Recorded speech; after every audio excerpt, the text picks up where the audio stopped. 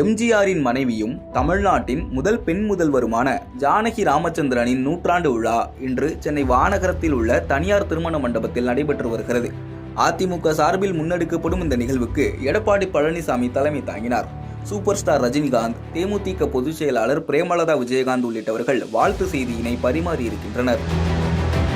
அதிமுகவுக்காக ஜானகி ராமச்சந்திரன் செய்த பல தியாகங்களுக்காக இந்த விழா என தலைமை சொன்னாலும் இதற்கு பின்னால் பல அரசியலும் இல்லாமல் இல்லை என்கிறார்கள் விபரம் அறிந்த கட்சி நிர்வாகிகள்.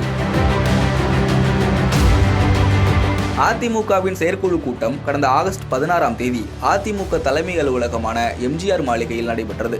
கட்சியின் அவைத்தலைவர் தமிழ்மகன் உசேன் தலைமையில் கட்சியின் பொதுச் செயலாளர் பழனிசாமி முன்னிலையில் நடைபெற்ற அந்த செயற்குழு கூட்டத்தில் மொத்தமாக 9 தீர்மானங்கள் நிறைவேற்றப்பட்டன. தவிர எம்ஜிஆரின் மனைவியும் முன்னாள் முதல்வருமான ஜானகிக்கு நூற்றாண்டு விழா கொண்டாடவும் அந்த கூட்டத்தில் முடிவு செய்யப்பட்டது. தொடர்ந்து கடந்த 13ஆம் தேதி நூற்றாண்டு விழா நடைபெறும் தேதியும் அறிவிக்கப்பட்டது.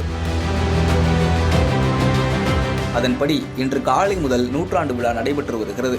இந்த விழாவில் நூற்றாண்டு விழா மலரை வெளியிட்டு ஜானகியுடன் பயணித்தவர்களுக்கு நினைவு பரிசுகளையும் அவர் வழங்கினார். அதனைத் தொடர்ந்து ஜானகி ராமச்சந்திரனின் திருவுருவப் படத்தை எடப்பாடி பழனிசாமி திறந்து வைத்தார். இந்த படம் சென்னை ராயப்பேட்டையில் உள்ள அதிமுக தலைமை அலுவலகத்தில் வைக்கப்பட உள்ளது. மாலை 5 மணி அளவில் எடப்பாடி பழனிசாமி சிறப்புரையாற்றுகிறார். ஜானகி நூற்றாண்டு விழா அறிவிப்பு வந்தபோதே அரசியல் பார்வையாளர்கள் பலரும் அதனை ஆச்சரியமாகத்தான் பார்த்தனர்.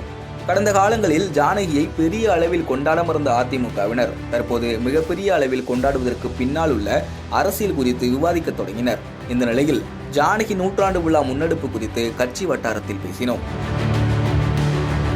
திமுகவிற்கு அறிவாலயம், பாஜகவிற்கு கமலாலயம், மதிமுகவிற்கு தாயகம் என ஒவ்வொரு கட்சியின் தலைமை அலுவலகத்திற்கும் ஒரு பெயர் இருந்தாலும் எங்கள் தலைமை அலுவலகத்திற்கு எந்த பெயரும் சூட்டப்படாமல் தான் வெகு காலம் இருந்தது.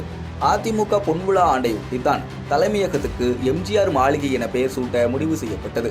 அப்போதே தலைமை அலுவலகம் இருக்கும் இடம் மறைந்த ஜானகி அம்மையாருடையதுதான். அவருடைய பெயர் வைக்கலாம் எனவும் சிலர் கருத்து தெரிவித்தனர். ஆனால் அது சரியாக இருக்காது என ஒரு கட்டத்தில் முடிவு செய்தனர்.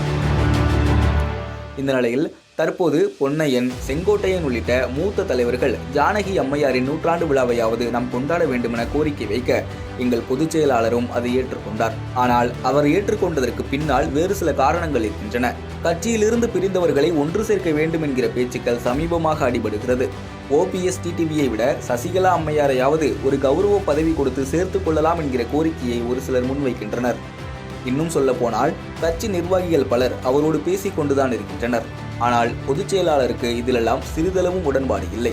அவர் முழுமையாக ஒதுங்கிக் கொள்ள வேண்டும் என நினைக்கிறார். அதனால்தான் சசிகலா அம்மையார் ஜானகி அம்மா போல செயல்பட வேண்டும் என அவரே ஒருமுறை வெளிப்படையாக கோரிக்கை வைத்தார். அதை மீண்டும் நினைவுபடுத்துவதற்காகவே இந்த மாநாட்டுக்கு உடனடியாக ஒப்புக்கொண்டார். மாநாட்டு பேச்சிலும் கட்சி ஒற்றுமையை வலியுறுத்தியே அதிகம் பேசுவார் என்கிறார்கள்.